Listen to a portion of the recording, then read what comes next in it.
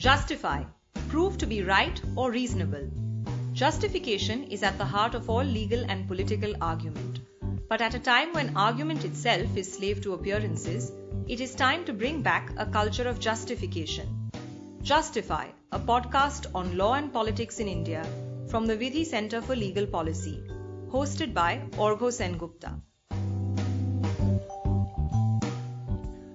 Welcome to Justify. Today's episode is titled Faith, Not Law. It's on the Sabarimala judgment in the Supreme Court, which was reviewed recently. We'll be joined in a bit by a very special guest, Salman Khurshid, former Law Minister and Senior Advocate in the Supreme Court. But before he joins us, here's our roundup.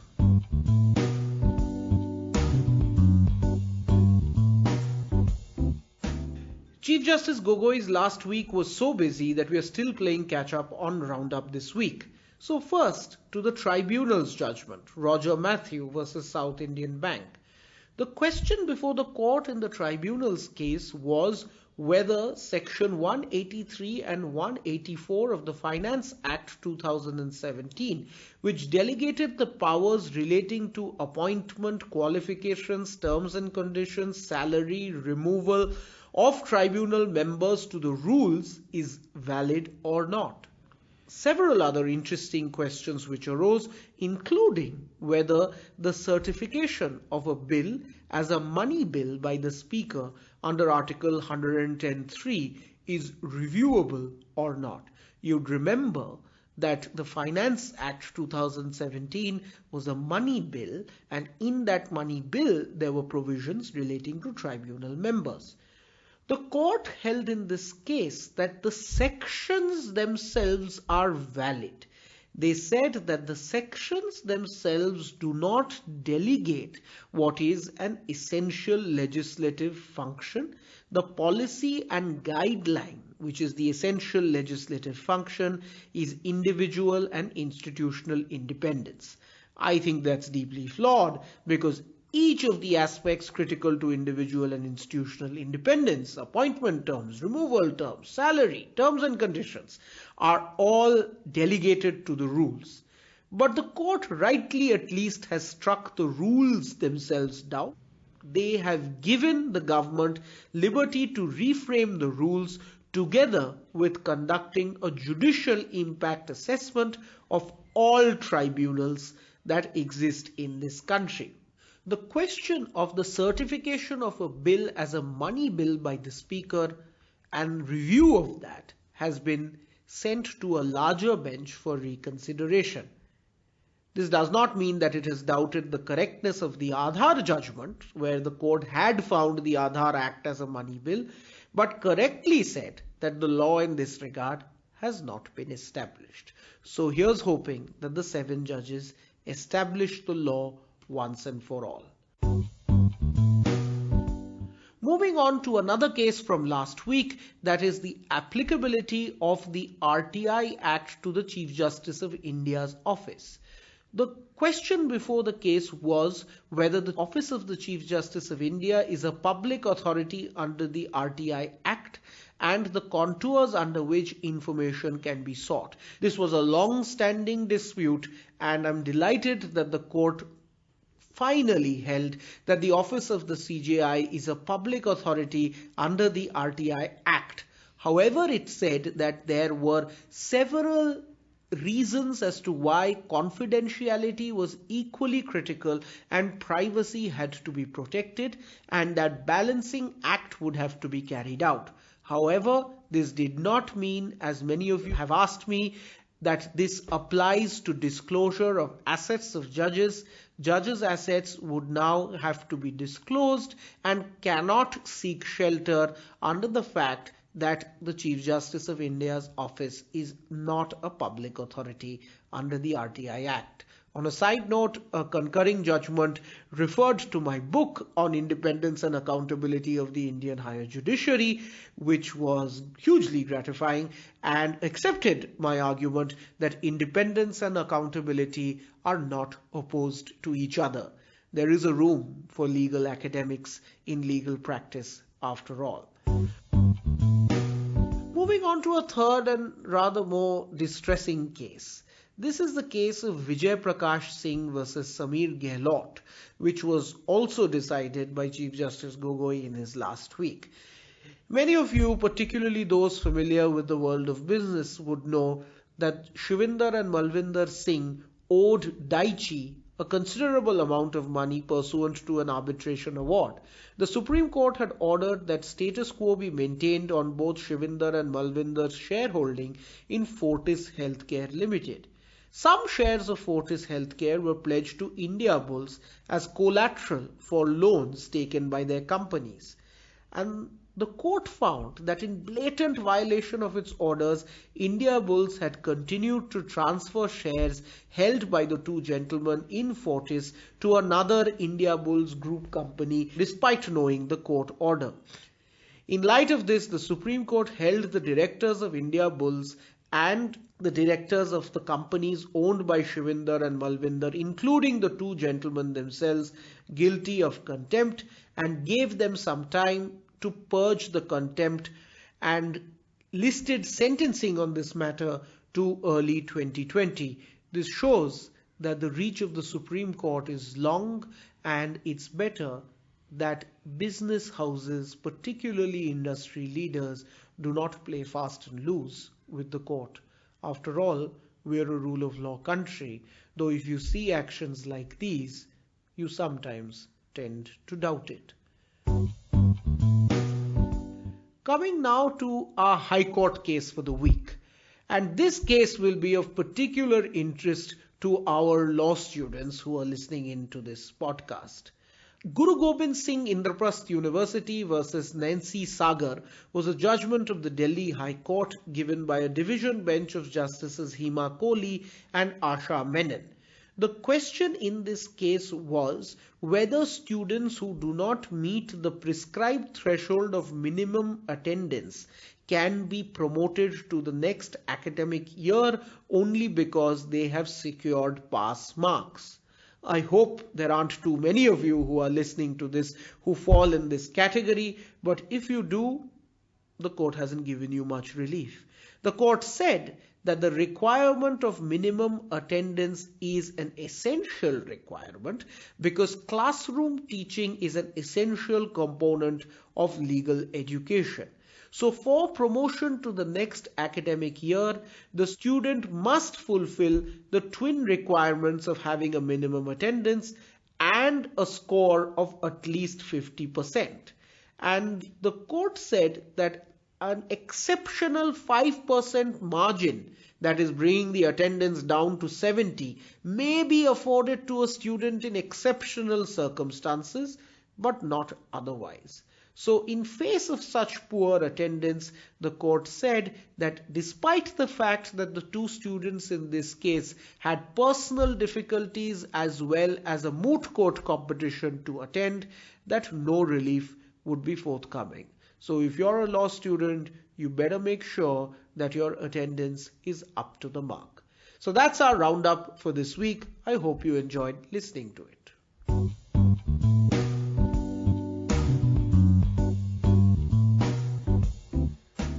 Our deep dive today is on faith, not law. It's often said that the Supreme Court is final but not infallible. But increasingly, both litigants and judges themselves appear to be veering around to the view that the Supreme Court is neither final nor infallible. It's one thing for a dissatisfied litigant who feels hard done by to ask for a review of his judgment. But it's, however, an entirely different matter when the court itself appears to encourage such a practice. By neither accepting nor dismissing the review petition filed in the Sabarimala case, the Supreme Court seems to have done just that. So what exactly has it done? Recall the original Sabarimala judgment of the court in 2018. The court held that the worshippers of Ayyappa were not a distinct religious denomination. Whether that's right or wrong, we'll come to it in a moment. But as a consequence of not being a distinct religious denomination, their belief that menstruating women should not be allowed to enter the temple could not claim constitutional protection as an essential religious practice. At the same time, the court held that all women had the fundamental right to freely practice and profess their religion, including by visiting the Sabarimala temple. Therefore, barring the entry of women between the ages of 10 and 50, which is a proxy for menstruation, into the Sabarimala temple was unconstitutional. I think there's much that's legally incorrect about this judgment. The court has used a formulaic understanding of what is a religious denomination to exclude the worshippers of Ayyappa. This has the effect of denuding several religious groups, particularly the astoundingly diverse faiths within the larger umbrella of Hinduism, of their identity as a denomination in law. Within the Hindu faith, you don't necessarily have to have a name for your sect. You don't necessarily have to exclude others from entering your place of worship, but you could still be a denomination. The court has unfortunately failed to appreciate that. Further, it simplistically assumed that every person has a right to pray at a temple of their choice. While it may seem intuitively an argument that we can't say much about, but it is overbroad. What the Constitution gives every person is the freedom to pray as one chooses. The moment the expression of such prayer is at a temple or a mosque or any other particular site of public worship, such expression is subject to the rules of that site. So a Hindu man can't say that he has a right to enter a Parsi fire temple. Likewise, a Christian woman cannot have a right to pray at a mosque. No such freedom exists in the Constitution. When you're talking about a right to enter a temple, there is a conflict between the rights of an individual to pray and the rights of a group to determine for themselves the affairs of their religion. There is a necessary conflict. But the court in Sabarimala Part 1 didn't think of it this way. In my view, that's an error of judgment. But critically, and this is some logic that perhaps frustrates non-lawyers, this is an error of judgment which is not an error of fact. This, in my view, is an error of interpretation. There is always a possibility in law that a different answer may be reached on equally sound reasoning. This is why it's well accepted that review of a judgment of a Supreme Court is not possible on the ground that a different view could have been taken. That's essentially an invitation to relitigate the dispute. The conceptual question at heart is this: how does the court balance the interests of justice in reaching a fair resolution with the interest of finality in putting an end to the dispute expeditiously? The review jurisdiction of the Supreme Court and the curative jurisdiction that can be exercised to review a judgment in review, yes, you might be wondering why that's necessary, but that's an entirely different story. But review and curative jurisdictions of the court are narrow exceptions favoring justice over finality. They are not invitations to relitigate the dispute. It's thus inherent in their nature for their exercise to be severely circumscribed. Key grounds for review include an error that's apparent on the face of the record, that's easily visible for you and me to see, as well as the availability of new material subsequent to the judgment.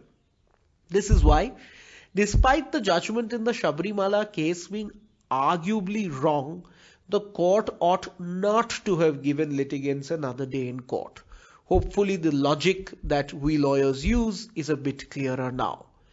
Legally, neither is the wrongness of the judgment an apparent error, nor are the subsequent law and order transgressions in Kerala new material that the court should consider in its judgment. The costs of such a review, while not visible, are tremendous, creating a culture of litigation where parties are incentivized to keep litigating rather than accepting their lot, building up judicial backlog that makes justice for the deserving litigant slow and expensive, and, most critically, reducing the sanctity of a judgment of the Supreme Court. It's hugely detrimental for the majesty of the court if its judgments, right or wrong, are never considered fully final. The court, in fairness to it, has not accepted the review in its judgment 2 weeks back. It has kept it pending to be heard alongside 3 similar questions of women's entry into the dargah, a Parsi woman praying at a fire temple after marrying a non-Parsi, and female genital mutilation of girl children in the Dawoodi Bohra community. Each of these cases raises complex questions of law and faith. And the court is right that the decision in the Sabarimala dispute will have a bearing on these cases. But this is precisely how the judicial system of precedence is meant to function. The court in a future case has to independently come to an assessment that the Sabarimala judgment is wrong and should not function as a precedent. Without doing so, to club these cases, to evolve, as the court says, a judicial policy in this regard turns the system of precedent on its head. Laying down judicial policy in one case is alien to judicial decision making. Policy, if it means anything in the legal system, is the product of judges over decades applying the law dispassionately to the facts before them. It might be a bit presumptuous for any one bench to see their task as laying down policy for all times to come. By neither accepting nor dismissing the review and clubbing it with other questions before it, the court has given credence to the narrative that the judgments of the court are never quite final, that one can always take another chance. I think Justice Nariman in dissent was right. He said that the court should not have entertained the review and ended his judgment with these words: "Let every person remember that the holy book is the Constitution of India, and it is with this book in hand that the citizens of India march together as a nation." So we moved from several holy books to one holy book, and that is a movement from faith to the law. Let's see how robust that movement has been.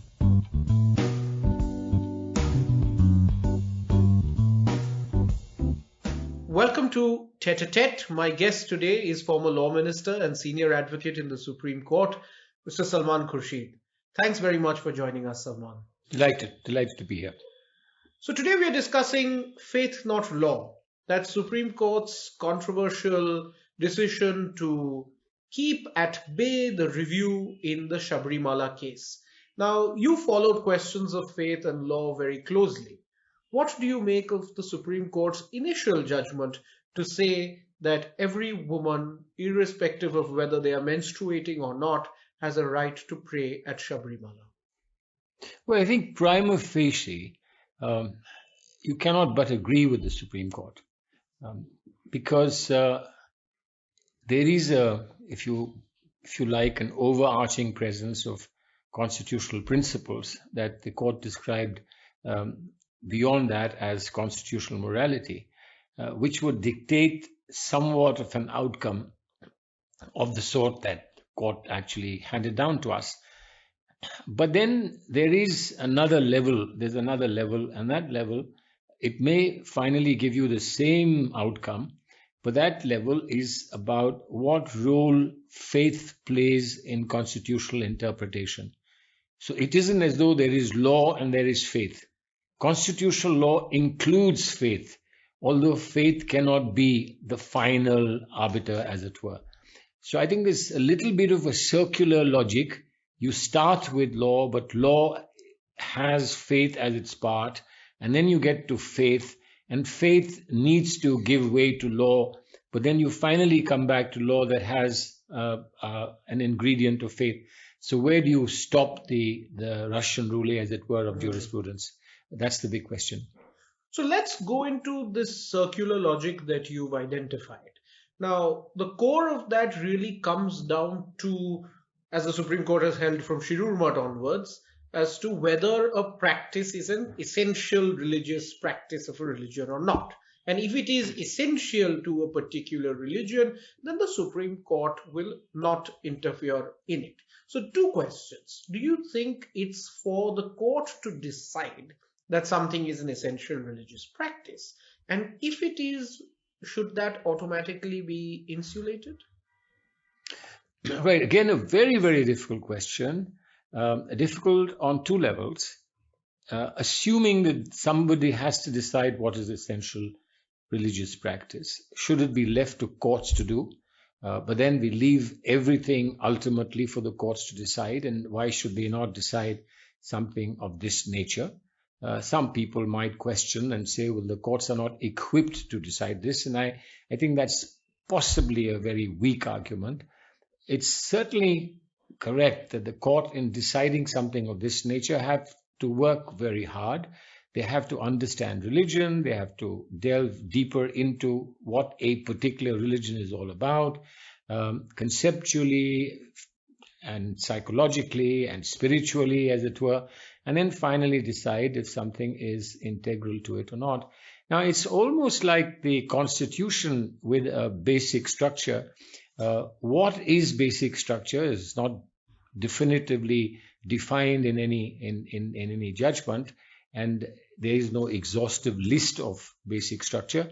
But if I might put it this way, when you see something as basic, that's what basic structure is.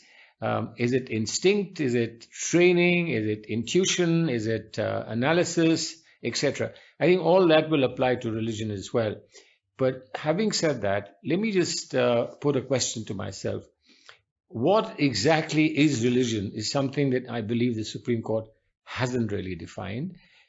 Some other jurisdictions elsewhere in the world have tried to attempt defining what religion is. Ronald Dworkin had written a whole book about religion without God. Most religions, we assume, are either God in one form or the other, etc. So there are so many difficult questions here that I would imagine finally being able to settle an issue of what is integral to religion is always going to be controversial. But who else is going to try to do it if not the court? That's right. And actually, when you were talking about the difficulties of definition, it reminded me of what Justice Potter Stewart said in Jacob Ellis versus Ohio, though in a very different and maybe profane context, about pornography. I know it when I see it. Yeah. I think it's kind of the same with a lot of difficult concepts that we can't really put in terms of criteria. But I can't resist this asking you this question, given that it goes to a time where you were also very active, both politically as well as in the judicial fraternity, is to go back to the Shah case, where the Supreme Court did get into the question of what is religious. Do you think that there are any lessons from that for the Supreme Court? Well, I think the Shah case, frankly, doesn't go into the heart of religion. People might assume that that's what it does. I think it's very much at the peripheries. What the court had to decide is there is a religious set of principles applied by a particular community. In those set of principles, they have a particular principle which says that post-divorce, a man and woman should have no relationship, even transactional in terms of payment of maintenance and so on. People assume that this transactional description means that you can rid yourself of any responsibility for the woman that you have married and who you've divorced, which is incorrect. There are alternative ways and means of ensuring that the woman gets the protection that she would get otherwise. So you get protection under Section 125 of the Criminal Procedure Code, or you get it through principles that apply to you within the Islamic Code. Now, if there is two alternatives and a set of principles say that we should be allowed to follow our own set of principles, then I would think that it's not so much about fundamental and integral part of religion. Rather, it's somewhat more peripheral. It's something more in the nature of political choice of how do you keep people satisfied that their preferences are being respected rather than you actually going to the heart of their understanding of religion. All right. That does bring me to a question, though perhaps related. That is the question of autonomy of religious groups to define their practices. Now, one of the key questions in Sabarimala was that the worshippers of Ayyappa could decide for themselves as to what rules would be followed for the visitors at Sabarimala. So the constitutional logic that they advanced was that, like Article 25, which gives every person the freedom to profess, practice, and propagate their own religion, Article 26 allows every religious denomination or a section thereof to manage its own affairs. So we have two constitutional rights at play here. What do you make of the argument from autonomy that is made by several religious groups? Ultimately, there is a very, very strong case made out for autonomy. But autonomy in these circumstances or autonomy in some different circumstances is a question that the court will always have to answer. Let's examine a specific example. There are people who strongly believe in ensuring that there is no cruelty to animals. There are people who believe in animal sacrifice, and there are religions that actually permit, if not encourage, animal sacrifice, or indeed even ordain animal sacrifice. Now, how do you settle between two sets of people, one saying that you cannot be cruel to animals, and I would assume for their purposes, taking an animal's life amounts to cruelty, and another set saying, well, animals are made for our purpose, and we can sacrifice animals, or we can put animals to death because it serves a particular purpose. It may be the purpose of satisfying your appetite, or it may be a purpose of addressing your spiritual requirements, etc. Now, when there is a conflict and a competition between these two sets of principles, how would you finally decide this? Would you lean in favor of something that is endorsed by and validated by religion, or would you lean in favor of something that you might be able to find support from the Constitution or general provisions of the Constitution? I think it's always going to be a very hard case, and I think that inevitably the decisions that are made will have to be informed by practical reason, of practical considerations, and therefore it will never be pure religion, and I believe that it will never be pure practical considerations. So if you were to take that example, because it's a really interesting one, there is a religious view on one hand, and there is a secular view that to prevent cruelty to animals on the other. Now, in this particular case, do you think that there is any reason that the religious view should prevail on account of the fact that the Constitution recognizes that there is a freedom for a religion to manage its own affairs? On the other hand, while the Constitution does recognize a right to free speech, it doesn't recognize per se the fundamental right to life for animals, as it's still fundamental right to life is for human beings, though not only Indian citizens, but all citizens irrespective of any country. So do you think that the fact that something is religious and the framers of the Constitution did accord it some significance should hold greater sway in this example?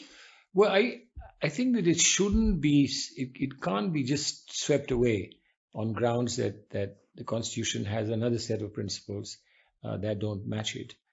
There will have to be inroads made by religion into what would otherwise be pure set of constitutional principles, because, as I said earlier, religion is part of constitutional principles. A lot of people assume that you're making an exception for religion, or you're carving out an exceptional space for religion in what would otherwise be a larger landscape of non-religious, secular, as you described, secular principles. Now, I think that's the problem. The problem is to think that religion is an exception to other principles. I believe, as I understand the Constitution, religion is an intrinsic part of what is being described as constitutional morality.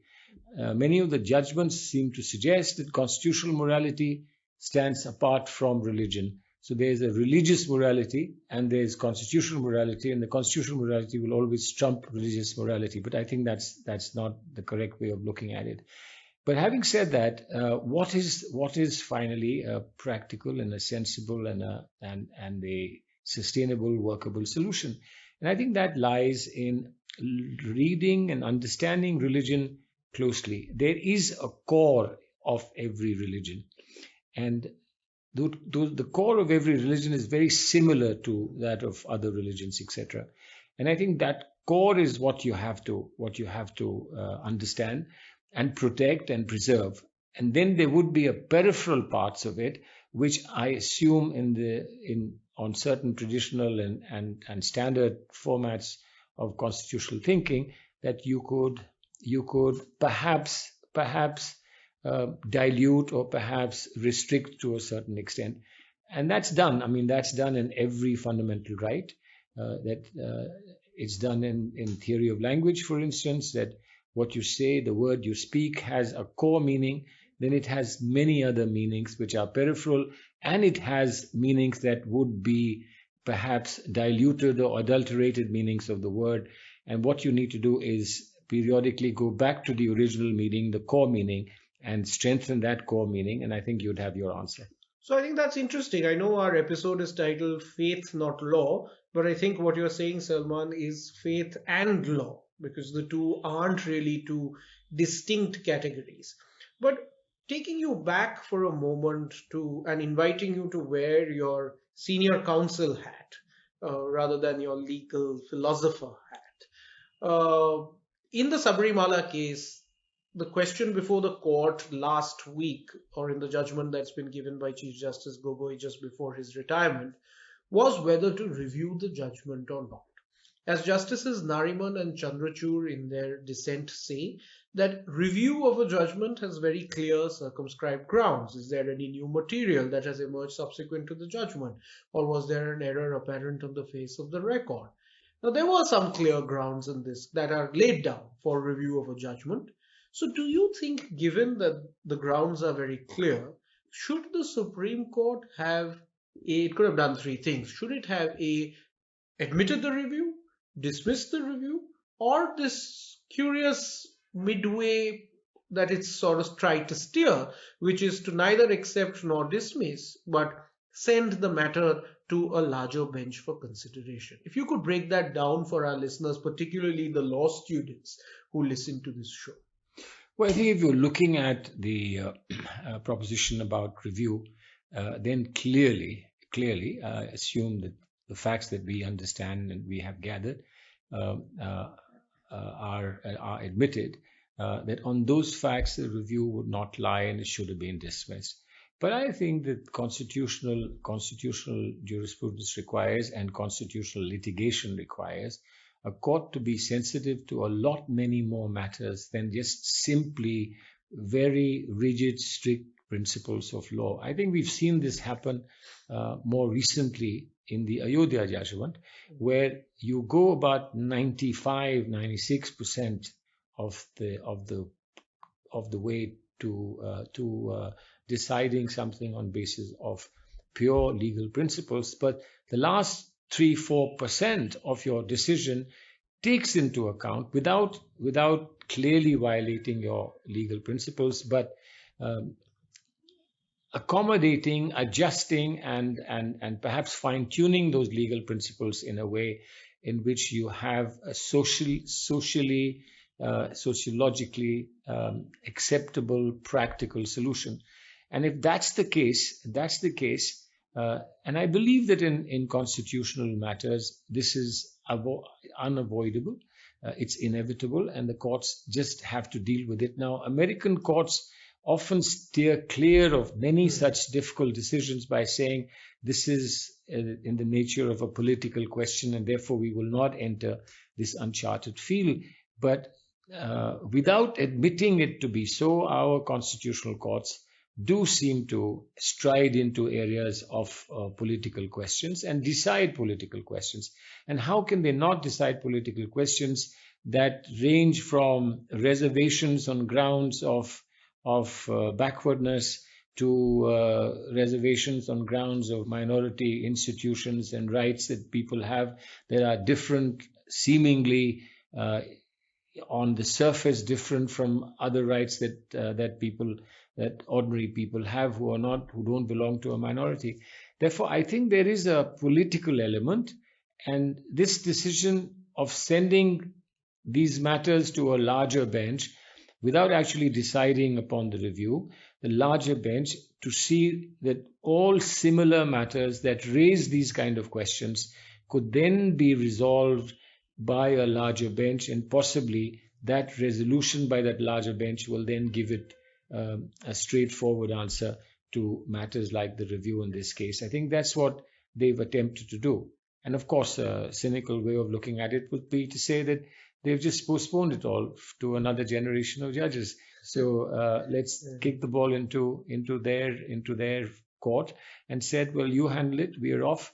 Goodbye, but you handle it, and let's see how well you do it. Well, that's actually a cynical, but unfortunately maybe sometimes perhaps true, that this is the way in which things work out. But some of this is very interesting that you say that there's much more than law that goes on in our courts, and particularly Supreme Courts, not just in India, but in every other jurisdiction. Some of those non-legal elements that you adverted to, or which could have weighed with the court, was the fact that a similar issue of this nature has arisen in the case of women's entry into dargahs, in the case of the Zoroastrian religion, with women who have married non-Parsis, that's Parsi women who have married non-Parsis, from entering a fire temple after their marriage, and also the controversial practice of female genital mutilation amongst the Dawoodi Bohras. Do you think that the court, trying to, as in Justice Gogoi's words, evolve a judicial policy in matters of this nature, is the way forward? Or could we not have thought of these matters like in the regular course, coming up one after the other, as it does in any court of law, and the court deciding on the basis of the facts before it? I think people have become a lot more persuasive, active, demanding, expecting, and there is a kind of public feeling that issues that perhaps mean a lot to a segment or a section of population but have very little meaning for the rest of the population should be issues on which that segment should fall in line. This is a trend that goes to the extreme of saying that why don't we have same law, irrespective of different laws violating a particular standard, different personal laws violating a particular standard that we could claim is a common standard or a preferred standard, just insisting that everybody should follow the same law is today seemingly something that is gaining acceptance ground and being argued for vigorously. Now, is that necessarily a good thing? Is unity assured only by uniformity, or is unity not just assured by diversity, but actually preferred by way of diversity? These are two fundamental questions about our way of national life, which will have to be answered by people. It could be to an extent answered by courts, it could to an extent be answered by institutions, but finally it'll have to be answered by the population and see what the population finally accepts. Now, to say that you should have unity, there is sometimes an assumption that unity means unity of thinking and uniformity of conduct, that it should be that everyone behaves the way I behave. But it may well be that uniformity requires that I switch over to the way they behave. And I think that's the critical challenge that we face. And that's the critical challenge that the court faces as well. The only problem is the court willing to admit to the country or to people who watch the courts, is it willing to admit that there is this problem and there are many ways of resolving it, but one of the ways of resolving it is to take on board political choice. Or should the court continue to pursue a fiction that we never make a political choice, we actually make a choice that is the horse politics?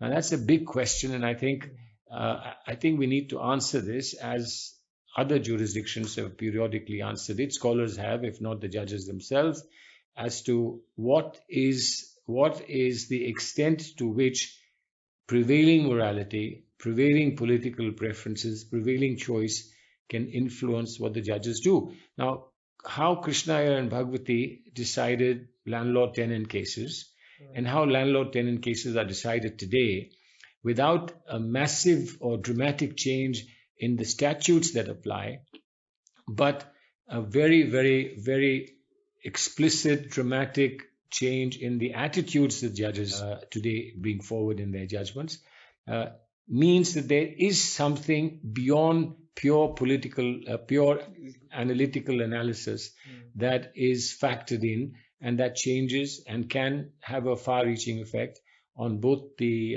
political economy as indeed about the choice that people make.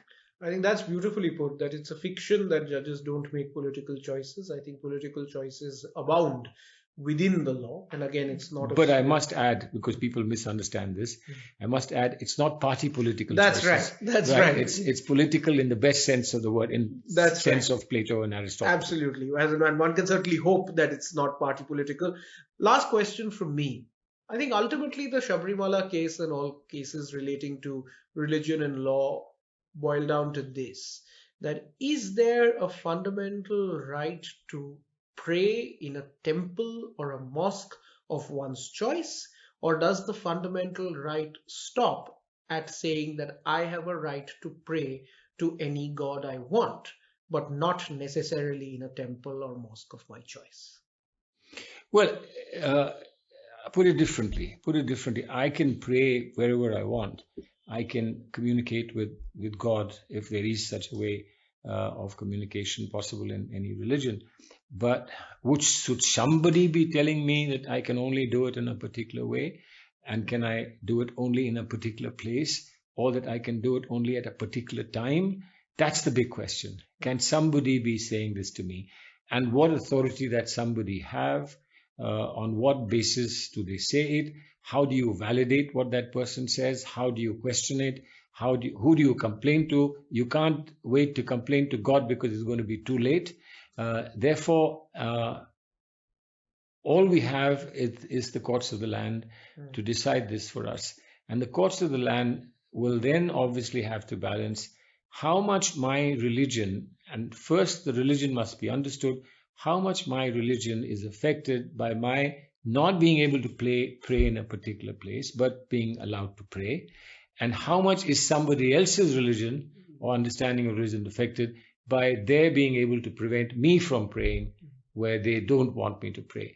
I think, so it's like I started with the circular logic, but it's like I'm submitting myself to the similar logic, saying the answer would lie in looking at religion, looking at how much our understanding of religion is affected by that particular decision, and an honest assessment of what religion is and how it can be or would not be affected by what we are doing and saying, I think is where the answers lie. That's right. I think we've come, in your words, full circle as with this answer, which is right back to where we started. Ours is not going to be the last word on this issue. And because the Supreme Court has kept the review pending, neither is the Supreme Court's the last word at this point of time. Thank you very much, Salman, for joining us today. It was a real pleasure speaking to you. Thank you. Enjoyed it thoroughly.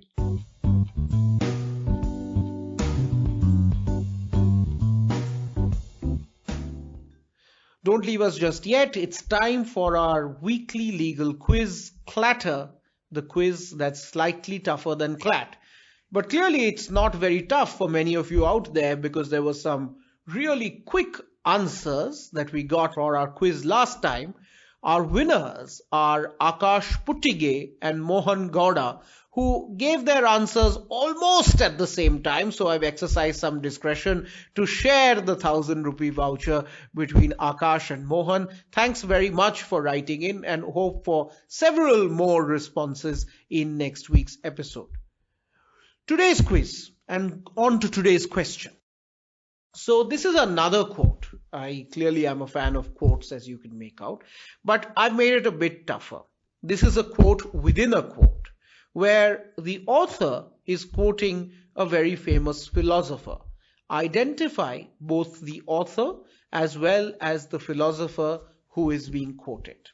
As Dash put it, all government, indeed every human benefit and enjoyment, every virtue and every prudent act is founded on compromise and barter. We balance inconveniences, we give and take, we remit some rights that we may enjoy others, and we choose rather to be happy citizens than subtle disputants. Unquote. The attempt to define individual liberties by abstract moral philosophy, though it is said to broaden our liberties, is actually likely to make them more vulnerable. Attempts to frame theories that remove from democratic control areas of life our nation's founders intended to place there can achieve power only if abstractions are regarded as legitimately able to displace the Constitution's text and structure and the history that gives our legal rights life, rootedness, and meaning. Our freedoms do not ultimately depend upon the pronouncements of judges sitting in a row. Unquote. Who is the author who has written this and the philosopher that he has quoted at the outset? It seemed to be particularly a relevant quote today, given that compromise and barter has been what has happened in Bombay today, which is the day we are recording our episode. So do write in to justify@vidhilegalpolicy.in with your answers. Right answers win a 1,000 rupee gift voucher from Amazon. Thanks very much for tuning in. Our next episode is on Article 370. It's titled The Troubled Beginnings of Kashmir. Do join us. Till next week, adjourned. If you enjoyed listening to this podcast, follow us on Twitter @Vidhi_India for regular updates.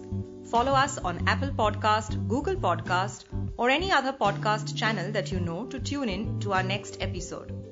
Email us at justify@vidhilegalpolicy.in to share your comments and feedback on this episode. We look forward to hearing from you.